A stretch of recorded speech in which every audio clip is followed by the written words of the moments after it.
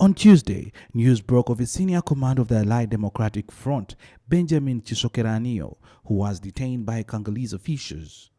Today, the UPDF spokesperson, Lieutenant Colonel Ronald Kakurungu, confirmed the arrest of the rebel leader who has for long been elusive. Kisokeranio is among the original founders of ADF.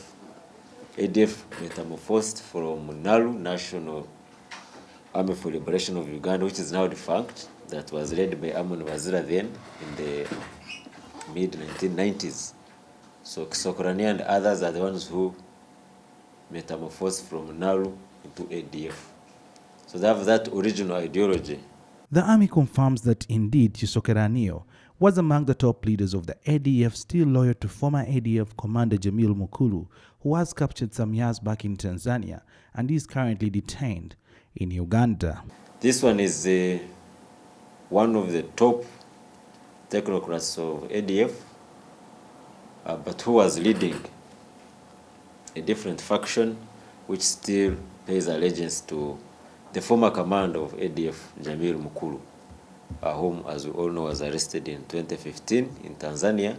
The UPDF says that at the moment, the ideology under the ADF leader Musa Baluku has changed from the original ideology instilled in the followers by Jamil Mukulu and the likes of Benjamin Kisokeranio. They have even changed the names.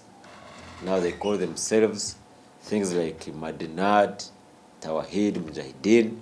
Those are names of those Islamic State groups. They also call themselves Islamic State in Central Africa province.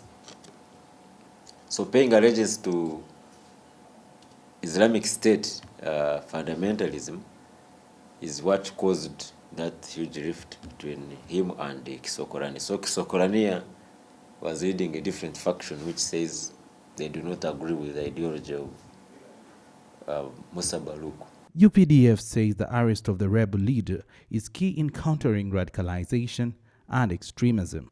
It weakens the organization further, and it will also help us to even understand them more and better on what their plans could be, what their capabilities are, the intentions, future plans, all those. According to the UPDF spokesperson, Lieutenant Colonel Ronald Kakurungu, the joint operation between UPDF and FARDC forces in Eastern Democratic Republic of Congo, known as Operation Shuja, is progressing very well with successes registered. Mainly, our activities are to try as much as possible to degrade the capacity and the capabilities of this ADF group from making war. But that's why you have seen we have been conducting a lot of airstrikes against known positions, using our intelligence, surveillance, target acquisition and reconnaissance capabilities, not to give them time to set, plan, and execute and commit atrocities, especially against civilians. The army also confirmed that a certain group of people was trying to smuggle military uniforms similar to those worn by the UPDF to the DRC. There are some groups which were trying to get uniforms, military combat uniforms, similar to those of the UPDF. We're not saying that exactly the UPDF uniform, similar to those of UPDF.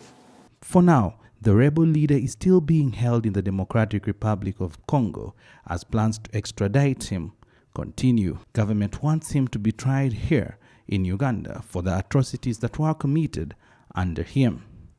Suhail Mugabe, CTV, PM Edition.